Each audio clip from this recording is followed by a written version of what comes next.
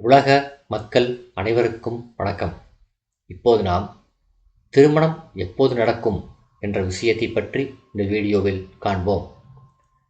ஒரு வாலிபரின் குடும்பத்துக்கும் பருவ வயதை அடைந்த ஒரு பெண்ணுடைய குடும்பத்துக்கும் ஒரு தீராத கவலையை கொடுக்கக்கூடிய ஒரு பிரச்சனையாக இருக்கிறது. இது பல்வேறு காரணங்களால் தள்ளிப்போய் கொண்டே இருக்கும். அது சரியாக எப்போது நடக்கும் என்பதை பற்றி பார்ப்போம். திருமணத்திற்காக ஒரு ஜோதிடரிடம் ஜாதகத்தை எடுத்துச் சென்றால் முதலில் அவர் குரு பார்வையை பற்றித்தான் சொல்வார். குரு என்பவர் ஒரு வருடத்துக்கு ஒரு ராசி மாறுவார். சுக்கிரன் மிக முக்கியம்.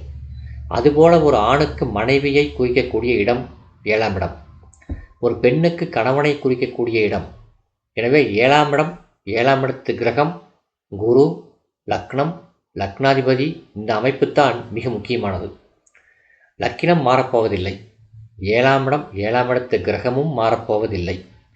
சுக்கிரன் மாதம் ஒரு ராசி மாறுகிறார். அப்போது அவர்தான் குருவை எளிமையாக பார்க்க முடியும். சுக்கிரன் குருவை பார்த்தாலே குரு சுக்கிரனை பார்த்துத்தான் ஆக வேண்டும். இருவரும் நேருக்கு நேராக வரும்பொழுது கண்டிப்பாக திருமணம் நடக்கும். இதில் சந்தேகமே இல்லை.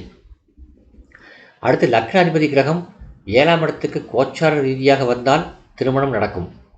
அல்லது 7ஆம் இடத்து கிரகம் யாரோ அவர் அமர்ந்திருக்கக்கூடிய ராசியிலே லக்னாதிபதியோ சுக்கிரனோ கோச்சார ரீதியாக வரும்பொழுது கண்டிப்பாக திருமணம் நடக்கும். அதுபோல குரு சுபராசிகளிலே பயணிக்கும் போது கண்டிப்பாக சுபபலனை ஜாதகருக்கு தருவார். சுக்கிரன் எவ்வாறு குருவை பார்க்கிறாரோ அதுபோல் லக்னாதிபதியும் குருவை பார்க்கும் வாய்ப்பு ஏற்படும். 7ஆம் இடம்தான் கணவன் மனைவியை இணைக்கக்கூடிய இடம். அந்த 7ஆம் இடத்தை குரு தாண்டும் போதோ அல்லது சுக்கிரன் 7ஆம் இடத்தை தாண்டும் போதோ 7ஆம் இடத்து கிரகம் எங்கிருந்தாவது 7ஆம் இடத்தை பார்த்தாலோ, சுக்கிரன் எங்கிருந்தாவது 7ஆம் இடத்தை பார்த்தாலோ, குரு எங்கிருந்தாவது 7ஆம் இடத்தை பார்த்தாலோ திருமணம் கூடிவிடும். அடுத்து சந்திரன் இருக்கும் ஜென்மராசியிலிருந்து 2ஆம் இடம், 5ஆம் இடம், 7ஆம் இடம், 9ஆம் இடம் ஆகிய இடங்களிலே சுக்கிரன் அல்லது 7ஆம் இடத்து கிரகம் அல்லது குரு, இந்த 3 பேரும் இந்த 4 இடங்களிலே ஏதாவது ஒன்றில் சஞ்சரித்தால் கூட திருமணம் கூடிவரும்.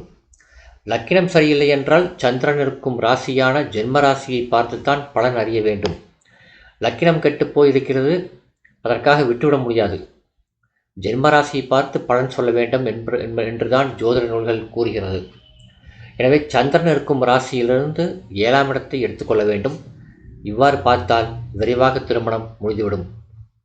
சுக்கிரன் 7ஆம் இடத்துக்கு 7ஆம் இடத்திலிருந்து 7ஆம் இடத்தை பார்த்தால் நேருக்கு நேராக திருமணம், அதாவது நேருக்கு நேராக பார்த்தால் திருமணம் நடக்கும். லக்னாதிபதி எங்கிருந்தாவது 7ஆம் இடத்தை பார்த்தால் திருமணம் கூடிவிடும். குரு 7ஆம் இடத்துக்கு வந்தால் 7ஆம் இடத்தை பார்த்தால் திருமணம் கூடிவிடும். லக்னாதிபதியாக கிரகத்தை 7ஆம் இடத்து கிரகம் பார்த்தாலும் சேர்ந்தாலும் திருமணம் நடந்துவிடும். 7ஆம் இடத்து கிரகம் லக்னத்தை பார்த்தாலும் திருமணம் நடந்துவிடும். இந்த அமைப்புகள் மிக எளிய அமைப்புகள். தோஷம் என்பது நிரந்தரமானதல்ல. சாகும் வரையில் அந்த தோஷம் இருக்காது. எல்லாவற்றிற்கும் ஒரு கால வரையறை இருக்கிறது. அந்த கால வரையறை கழிய கழிய நல்ல காலம் நெருங்கிக் கொண்டே இருக்கிறது என்பதுதான் பொருள். தோஷத்துக்கான சரியான பரிகாரத்தை செய்தால்தான் திருமணம் நடக்கும். குரு ஒரு வருடத்துக்கு ஒரு முறை ஒரு ராசி மாறுவார். அவர் எப்போது 7ஆம் வீட்டுக்கு வருவார்? 7ஆம் வீட்டை பார்த்தால் 7ஆம் வீட்டை என்றைக்கு பார்ப்பது? எப்போது திருமணம் நடப்பது? எனவே சுக்கிரனும் 7ஆம் அதிபதியும் லக்னாதிபதியும் ராசி சக்கரத்திலே சுற்றி சுற்றி வந்து கொண்டே இருப்பார்கள். அவர்கள்தான் குருவை பார்ப்பது எளிது. அப்போது குருவும் அவர்களை பார்த்துத்தான் ஆக வேண்டும். அப்போது திருமணம் இனிதாக நடைபெறும். இந்த வீடியோ உங்களுக்கு பிடிச்சிருந்தா லைக் பண்ணுங்கள், ஷேர் பண்ணுங்கள், சப்ஸ்கிரைப் பண்ணுங்கள். நன்றி.